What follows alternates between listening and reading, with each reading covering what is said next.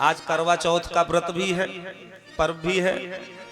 सब माताएं रहती हैं पति के दीर्घायु के लिए, उत्तम स्वास्थ्य के लिए करवा चौथ का पावन पवित्र व्रत कार्तिक मास के कृष्ण पक्ष की चतुर्थी तिथि को मनाया जाता है। स्त्रियां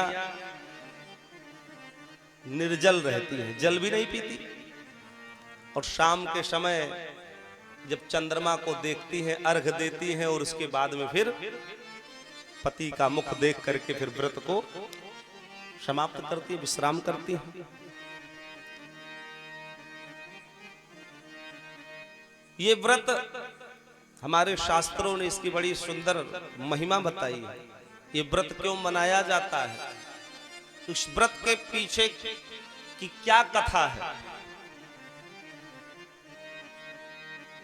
एक कथा आती है, जब देवताओं में और दानवों में युद्ध प्रारंभ हुआ तो दानव अत्यधिक बलशाली होने के कारण देवता उनको जीत नहीं पा रहे थे। दानवों युद्ध में दानवों को जीत नहीं पा रहे थे देवता। निराश हो गए, अब क्या करें। तो देवता ब्रह्मा जी के पास गए, महाराज सहायता करो। तो ब्रह्मा जी ने कहा अब एक ही उपाय से कार्य बन सकता है। देवताओं ने कहा कौन सा उपाय। ब्रह्मा जी ने कहा अपने देवियों, अपनी अपनी देवियों से कह दो कि वो आज व्रत रहे,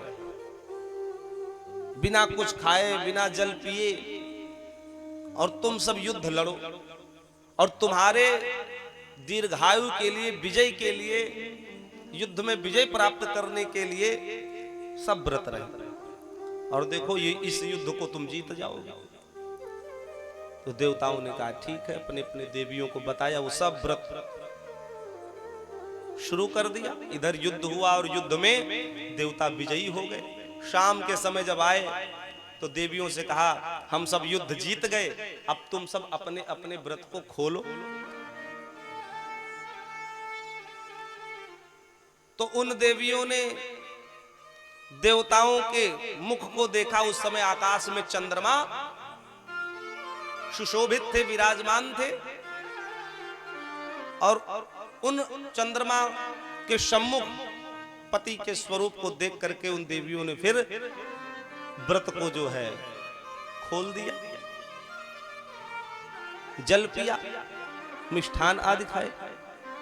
और उस दिन कार्तिक मास की कृष्ण पक्ष की चतुर्थी तिथि भी थी।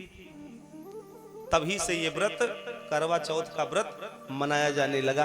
अपने पतियों के दीर्घायु जीवन के लिए, उत्तम स्वास्थ्य के लिए स्त्रियां ये व्रत करती हैं। एक कथा और आती है महाभारत काल से जुड़ी हुई करवा चौथ व्रत की। जब पांडव विचरण कर रहे थे वन में, जंगलों में, कष्ट का अनुभव कर रहे थे, और इनको राज्य से निकाल दिया गया था।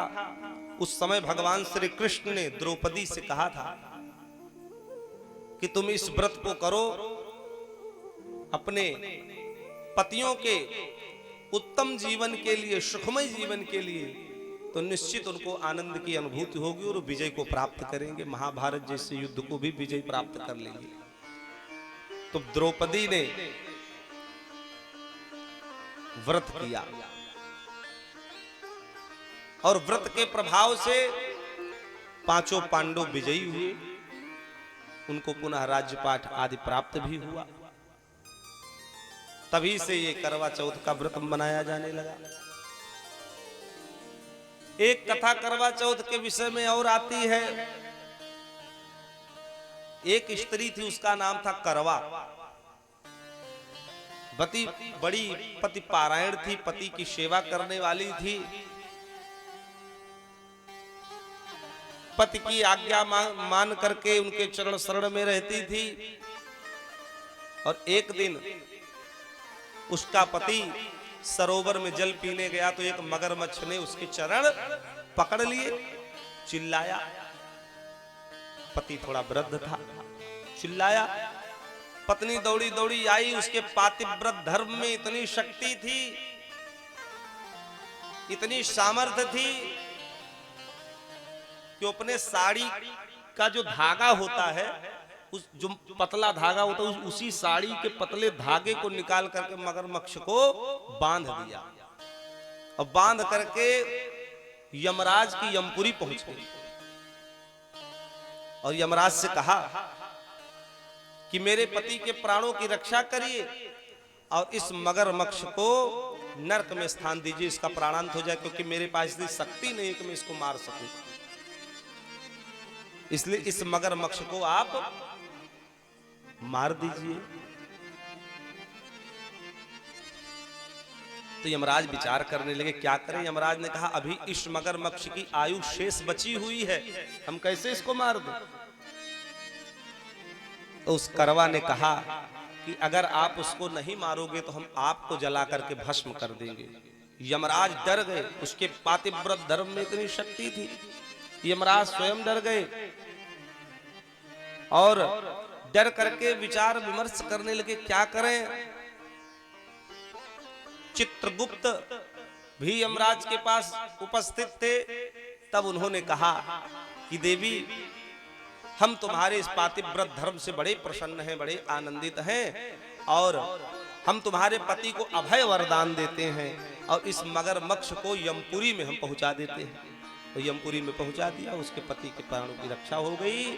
और ये कहा कि जो आज के दिन व्रत रहेगा तुम्हारे इस व्रत को, तो करवा उसका नाम था, और उस दिन चौथ थी, चतुर्थी थी, जिस दिन वो पति के प्राणों की रक्षा की मांग करने के लिए यमपुरी पहुंच गई। चतुर्थी तिथि थी, नाम करवा था, तो करवा और चौथ, तभी से ये करवा चौथ का पर्व मनाया जाने लगा। चित्रगुप्त ने भी कहा जो इस चतुर्थी को, कार्तिक में कृष्ण पक्ष की चतुर्थी तिथि को जो ये व्रत रखेगा, उसके पति की लंबी आयु और उसका जीवन, उसका दाम्पत्य जीवन सुखमय और आनंदमय व्यतीत होगा। तब से ये करवा चौथ का पर्व मनाया जाने लगा, जो बड़ा पावन और पवित्र है।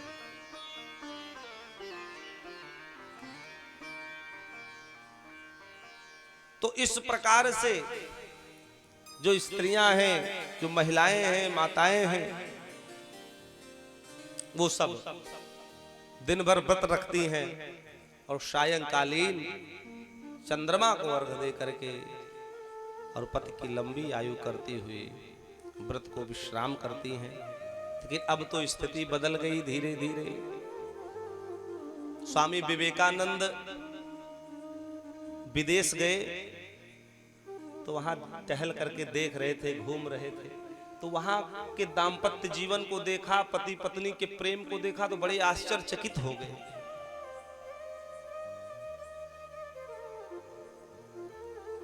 उस व्यवस्था को देखे तो सोच में पड़ गए।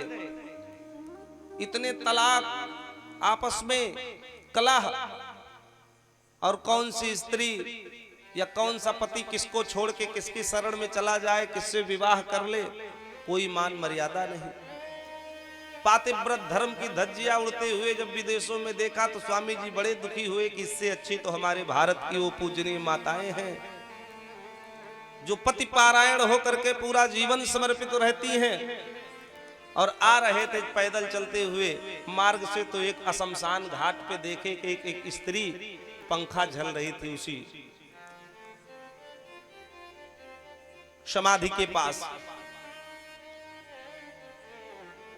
तो देखे तो मन में सोचे तो बड़ी पति की सेवा करने वाली, देखो पति मर गया, लेकिन फिर भी उसको शांति देने के लिए, उसको शीतलता प्रदान करने के लिए पंखा डुला रही है। उसकी चिता के पास भी,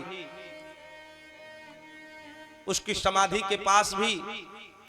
तो स्वामी जी ने कहा चल करके देखते हैं, विदेश की धरती पे भी इतनी पातिव्रत धर्म को धारण करने वाली स्त्री कहां से पहुंची। देवी को नमस्ते किया, कहा आप पति के चरणों की अनन्य भक्ता हो, सेवा करने वाली हो, भक्ति करने वाली हो, हम प्रणाम करते हैं आपको। तो उस महिला ने कहा अरे स्वामी जी आप किस गलतफहमी में हो, अरे हम इनकी सेवा नहीं कर रहे हैं। ये हमारे पति जब मरने लगे तो इन्होंने कहा था ये समाधि की जो मिट्टी है जब सूख जाए तभी दूसरा विवाह करना, इसलिए पंखा जल रहे हो जल्दी से सूख जाए इसलिए दूसरा विवाह कर ले।